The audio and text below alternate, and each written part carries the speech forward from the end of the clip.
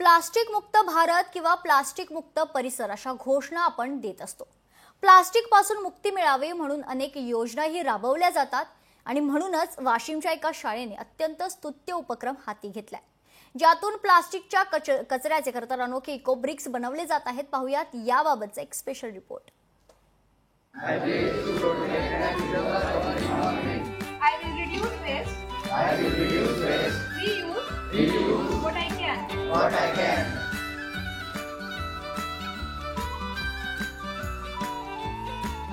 पाण्याच्या रिकाम्या बाटल्या, चॉकलेटचे रॅपर्स किंवा इतर कचरा गोळा करणारे हे विद्यार्थी, प्लास्टिक मुक्त भारत संकल्पनेसाठी उत्साहाने काम करणारे या मुली।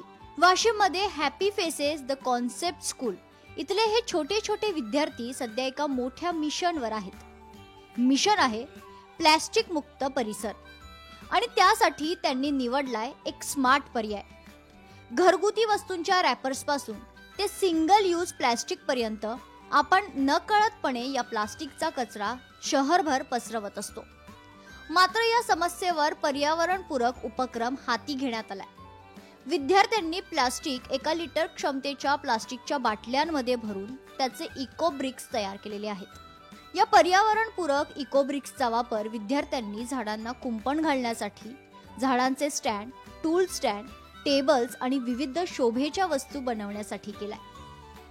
आमच्या शाळेत झाडांच्या आजूबाजूला कुंपण लावण्यासाठी तसेच काही डेकोरेटिव्ह आयटम्स जसे की झाडांना स्टँड्स बनवण्यासाठी पण सुद्धा यूज केले आहेत। माझी अशी इच्छा आहे की तुम्ही सर्वजण आपल्या घरी हे इको ब्रिक्स बनवा, जेणेकरून प्रदूषणात कमी होणार आपला सहायता देईल। आपण शाळेच्या विद्यार्थ्यांनी मिळून 5000 इको ब्रिक्स बनवले आहे।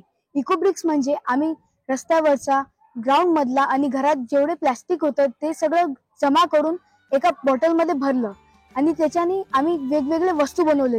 हा उपक्रम केवळ शाळेपुरता मर्यादित न राहता संपूर्ण समाजाने आपल्या पातळीवर यामध्ये सहभाग नोंदवावा, जेणेकरून आपण आपल्या मातृभूमीचे प्लास्टिक पासून संरक्षण करू शकतो, असं शाळेचे संचालक दिलीप हेडा यांनी म्हटलंय। या बॉटल्सद्वारे आम्ही काही फेन्सिंग झाडांना किंवा काही सेल्फी पॉइंट्स वगैरे अशी शाळेत तयार करत आहोत। हा प्रोजेक्ट कंटिन्युअस ठेवून आमची इच्छा आहे की जमिनीवर होणारा हा कचरा कमी व्हावं आणि आपण आपल्या हॅपी फेसेसद्वारे मुलांना हा शिक्षण देऊन नंतर उन्हाळ्याच्या सुट्टीत त्यांना आपल्या नातेवाईकांना सुद्धा हे बोलून अशा प्रकारचं काहीतरी चांगलं घडत राहावं। प्लास्टिकच्या बॉटल्सचा आणि वेस्ट प्लास्टिकचा वापर करून या इको ब्रिक्स तयार केलेल्या आहेत आणि ह्या इको ब्रिक्सचा वापर आम्ही वेगवेगळ्या पद्धतीने आमच्या शाळेमध्ये करतो आहे। जसे की हा एक टेबल आम्ही बनवलेला आहे। हा असा मजबूतसा टेबल बनतो ज्याच्यावरती आम्ही पॉट्स ठेवू शकतो। याचा उपयोग तुम्ही गार्डन टेबल साठी करू शकता, काही डेकोरेटिव्ह आर्टिकल्स बनवण्यासाठी करू शकता। हॅपी फेसेस द कॉन्सेप्ट स्कूलच्या विद्यार्थ्यांनी घडवलेला हा मोठा बदल असून प्लास्टिक निर्मूलनाचा संदेश देत विद्यार्थ्यांनी उचललेलं हे पाऊल निश्चितच प्रेरणादायी आहे आणि तो इतर शाळांसाठी एक आदर्श ठरणार आहे। गोपाल व्यास, लोकशाही मराठी, वाशिम। लोकशाही मराठी ऐका, पहा, जागरूक रहा।